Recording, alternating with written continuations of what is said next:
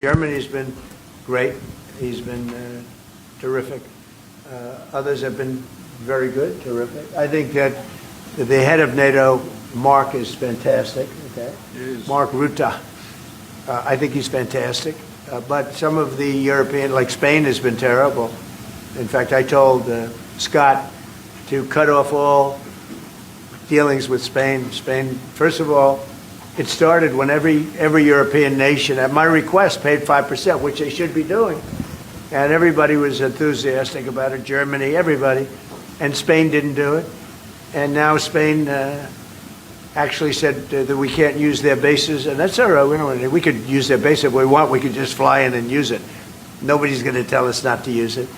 But we don't have to. But they were unfriendly. And so I told him we don't want to. Spain has absolutely nothing that we need other than great people. They have great people, but they don't have great leadership. And as you know, they were the only country that in NATO would not agree to go up to 5%. I don't think they would agree to go up to anything. They wanted to keep it at 2%, and they don't pay the 2%. So we're going to cut off all trade with Spain. We don't want anything to do with Spain. And I'm not, by the way, I'm not happy with the UK either. That island that you read about, the lease, okay, he made it for whatever reason, he made a lease of the island. Somebody came and took it away from him. And it's taken 3-4 days for us to work out where we can land there. It would have been much more convenient landing there as opposed to flying many extra hours. So we are very surprised. This is not Winston Churchill that we're dealing with. Mr. President, what's your expectations towards Germany? What can Germany do and what should Germany do to help you with this? Well, I think they're doing it. I mean, they're letting us land in certain areas, and that's, we appreciate it. And they're just making it comfortable. We're not asking them to put boots on the ground or anything. I mean, we're just, they're a respected country. I have a very good relationship with the country. We have, in particular now, with this leader, with this new leader. I think he's an excellent leader.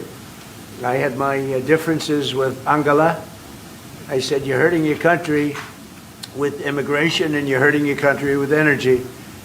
And we have a man sitting on my right that is, I think, pretty much the opposite of her on energy and the opposite on immigration.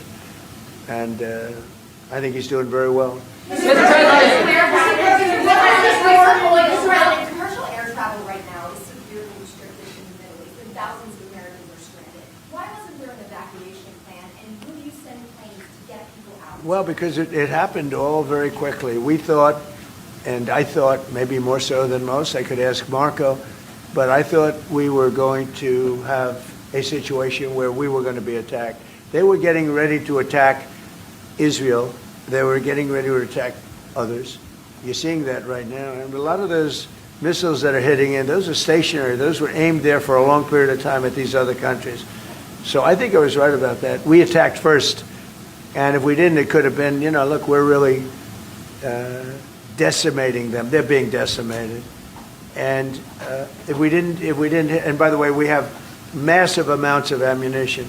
We have the high end. A lot of it was given away stupidly by Biden, very stupidly, for free. And I'm all for Ukraine, but they gave away a lot. As you know, when I give away ammunition, everybody pays for it. The European Union's paying for it. Then they can do what they want with it, but they are giving it, let's say, to Ukraine, and it's okay. But we gave away a lot of high-end, but we have plenty. But we have unlimited middle and upper ammunition, which is really what we're using in this war. And we have really an unlimited supply. We also have a lot of the very high-end stored in different countries throughout the world. We're literally storing it there, which is actually something that I insisted on in my first term. I rebuilt the military in my first term. The military is great. Unbelievable amount of ammunition, or munitions, as they say, we've given away to. The Wall Street Journal incorrectly covered the story when they said that it was given away to the Middle East. Not to the Middle East, it was given away to Ukraine. Very little was given to the Middle East. The Middle East would buy a lot, and some of the nations, because they're rich, they have a lot, but it was given away to Ukraine.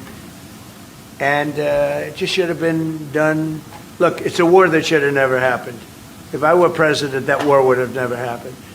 But we have a tremendous amount of munitions, ammunition at the upper level, middle and upper level, all of which is really powerful stuff.